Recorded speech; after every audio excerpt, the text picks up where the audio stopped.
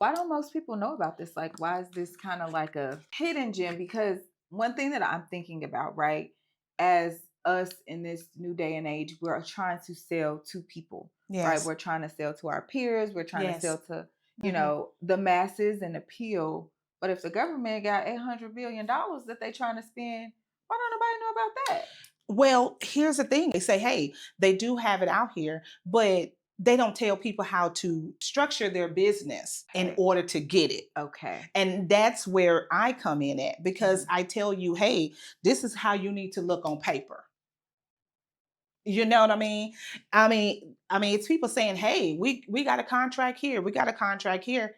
But they're not telling people how to get it, and they're not telling them what you need to do to get So it. you can get the application, but if you don't know how to format your resume in order to get the job, if you don't know how to present yourself in a way, then you won't get the contract. So You miss you miss opportunities. opportunities. Yeah, you miss opportunities even if you price wrong, even if even if your business is not set up properly, all of those things matter. And so that's where a lot of people miss, because it's the back end stuff of their business that they need to understand what they need to do. Pricing wrong. Well, I've heard of many people Okay. that have lost contracts. You were like, how you lose a contract? Because they didn't understand the contract. They didn't understand the pricing. So they priced it at significantly low. Okay. So when they price it significantly low, and this entity is expecting you to do this, and you're like, man, I priced it wrong. Mm.